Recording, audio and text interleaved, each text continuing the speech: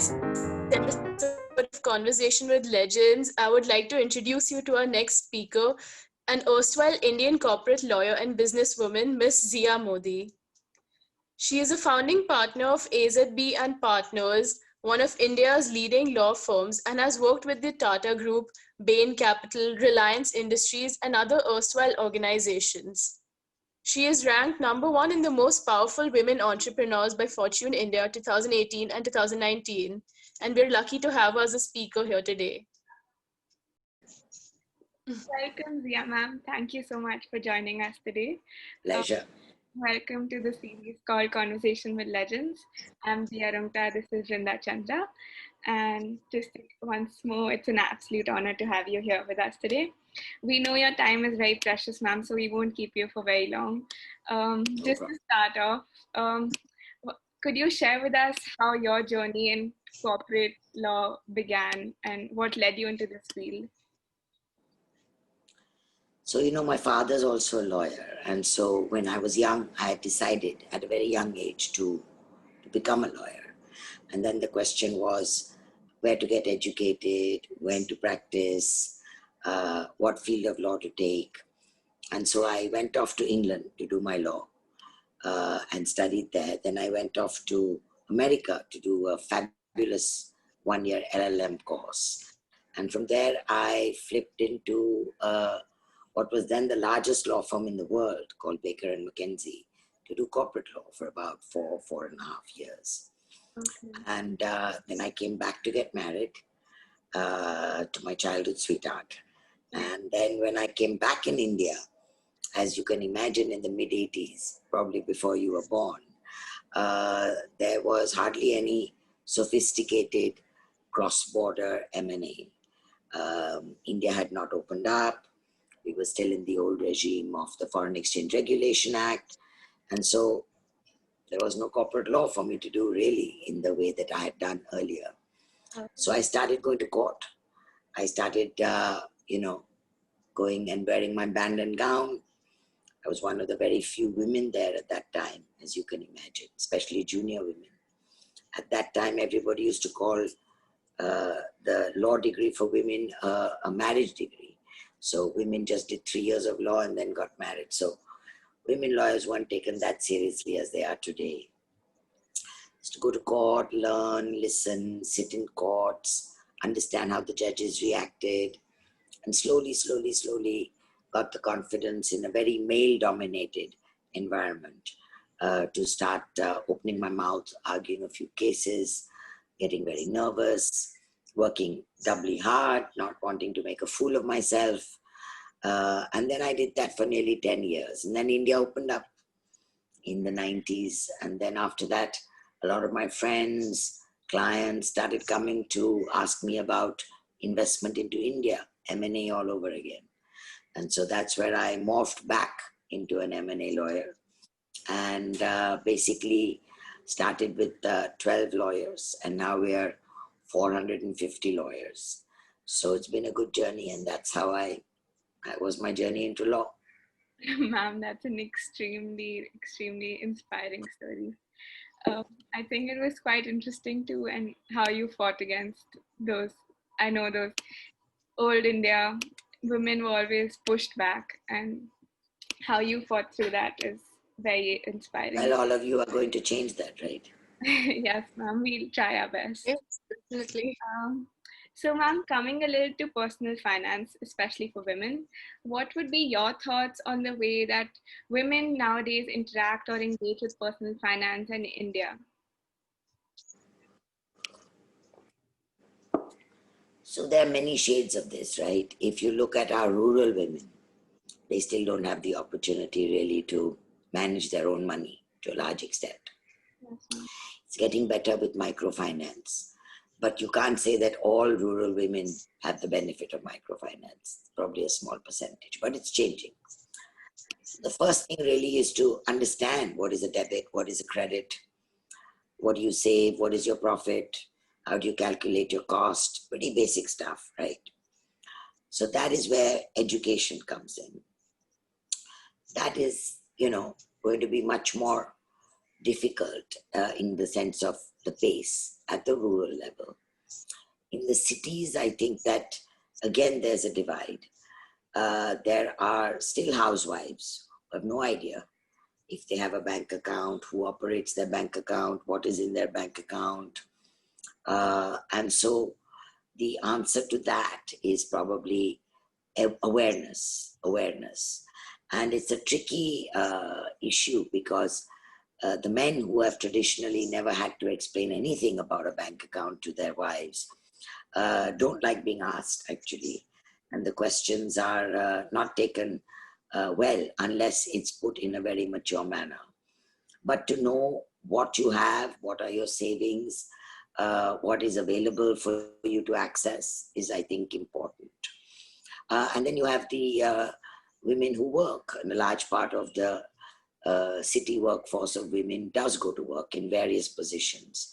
They certainly have a sense of their finances. Mhm. When it comes to young women like you who are wanting to be aware of how to manage your money, basically, then it's again education, but with a different twist. So obviously, young women like you who are educated, who are going to schools, who understand the basics, need then to know a bit more, which is what are the investable products, what are the risks of each product, how do you identify what should be your risk appetite for each product. Again, many of you will still be minors. And so a lot of your money in that sense can well still be managed by your parents. But that still doesn't mean that you don't start understanding the value of money, the time value of money, the ability to invest in different types of bonds or FDs or stocks or mutual funds, and what each product can do or not do for you. I think it's not that you guys are going to become super traders in a couple of years, but what is important is you know what is out there, you know what is available out there. And I think that that's the most important. Just small little acts of or decisions, if you like, that I think that, you know, maybe 10,000 rupees should be invested here or 1 lakh rupees should be invested there. And even conversations with your parents for them to try and explain to you why they are thinking the way they think and what is the reading material out there for you guys to read. I think that's important. Yes, ma'am. I think educating women, not just women, everyone, is a very important factor. And just Yes, absolutely, everyone. It's not just women, of course. to build on that, what are your thoughts on the way that, sorry, how would you suggest that this information becomes more accessible to all those who don't really have access to it right now? Even the basics of financial concepts. What would be your suggestions for the same? I think what you're doing is very good, which is putting forward a curriculum that gives you the basics, right? 1+1 is 2 of the financial world. Many terms are strange, and sometimes when young people don't understand the terms, they feel embarrassed to ask. Yeah. And therefore they sort of just, you know, blinkers down and they think, okay, I'm not going to get into this. But if there's a definition of plain vanilla terms, there's a basic setting out of what does a bank do, what can you do with your bank account, what does trading mean, what do you mean by trading in shares, what does a fixed deposit mean, how safe is it, what is a mutual fund, what is a unit when you invest in a mutual fund, how safe is that. So first, basic stuff on how to get up to speed with A for apple, B for ball. And then the people who are curious and want to take it further, then there should be maybe some sessions which are available online, which could be, you know, paid for courses, by which young people then are interested in knowing the next step. Yes. And Vrinda, Yes, definitely. So, like your insights on giving out the basics to our audience is actually a very useful idea, and that's what FinSnap aims to do as of now. So, in your opinion, would you say that an effective strategy to increase personal finance literacy among people of our age would be to introduce it early. So like I would say among like the high school crowd, so 8th standard upwards. Yeah, I mean basic for 8th standard really, because all they get is pocket money by and large, right? So they never manage money. But understanding the concept of saving, understanding what you can do with your savings, why is savings important, how does one use, what is a credit card, what is a debit card. Some of you folks have supplemental cards that you use of your parents. What does that mean? How does it work? How are you to be cautious? How do you know if a limit has to be set? Stuff like that. Yeah, definitely. We will try to cover that in our academic course too, so in order to cater to our audience. So, continuing from that, what would you say would be the single most important piece of financial advice for teenagers with respect to savings and like just general management of money at our age? I think that, at your age, the best way to learn about financial literacy is to keep it simple. To keep it simple. You get overcomplicated, you will get confused and make mistakes. So the basic grounding of financial literacy is key. And that basically means 100 rupees in, how does it go out? How does 100 become 110? How does 100 become 90? Right? So not everything you get is going to be put into a savings account, into a fixed deposit, or will always be there. You'll have to spend as well, right? So when you spend, what are the limits of spending that you impose on yourself? Is it something that you will get the 100 rupees monthly? Is it going to be that you get it annually? How do you divide it up into sensible blocks of saving and spending? So I think, overspending is bad, oversaving is not so good. So by experimenting, you will learn from your mistakes. And because the amount in the beginning will be small, the mistakes won't matter to that extent, and they will be well learned as mistake. Everybody makes mistakes when they start managing their money initially. Taking guidance from your parents, talking to your peer group, seeing what they are doing, picking up the smart ideas, avoiding the mistakes that others have made. It's a gradual journey. But what is more important really is the awareness. Indeed, ma'am, that is very true. So, have you had any experiences with investing as a young person? I didn't have that literacy. When we were in school, we never had money of our own that we thought we could manage. I had 2 rupees a week pocket money, that's it. But when you grow up and you learn, and I got my first job, or rather when I started going to university abroad, I would get a certain amount of money from my parents, and I would learn how to allocate that. X to go and have a party in London, X to save, X to be allocated for when my car broke down.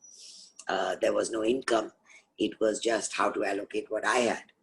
And then when I started earning in New York, then it became a much more serious proposition.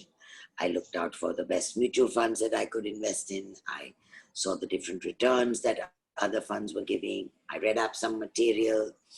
I decided whether I wanted, a weekly rounding off, a monthly rounding off, whether there was going to be a direct allocation from my salary to a certain amount of mutual funds. You learn as you go along. And I used to just ask my American friends who were much more educated at that stage than I was. Then you quickly pick it up because you can see what you're earning, right? When does 100 become 110? When does it become 115? And then are you going to spend the 15? Are you going to keep the 100 intact? Are you going to dip into the 100 and make it 90? Going to make it 70? These are all personal decisions which, as you grow older, you tend to make more productively. Yes, ma'am. And nowadays, there are so many tools for teenagers, not only for teenagers, for everyone. Like, who knew that we'd be able to buy digital gold for even one rupee at this age. Exactly. Yeah, the advancements are just tremendous. And on that note, for beginners or young subscribers at FinSnap, what in your would be the must-have or easiest tech-enabled tools to help them track and manage their personal finance? I mean, No idea. You have to tell me. yes, ma'am. What is it? What are the tools out there?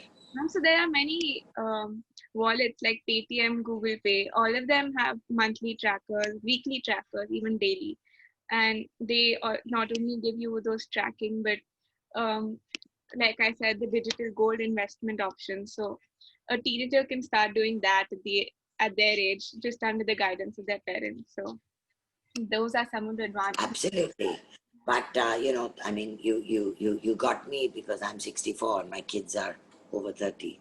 But absolutely, I mean, these are the sort of tech-enabled platforms that teenagers can start looking at and engaging with. But I think before that, you need that basic literacy, right, that we were talking about. Yeah. So that is critical, that curriculum to put together, that course for people to feel confident that they understand what the terms mean, that they don't get thrown off, and then they start looking at these platforms and seeing what they have to offer. Yes. And on that, we've taken up a lot of your time already.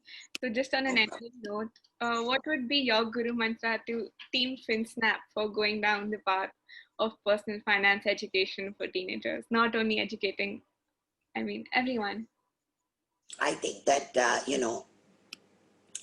you have to talk to a lot of people to see both your peer group and elder to you.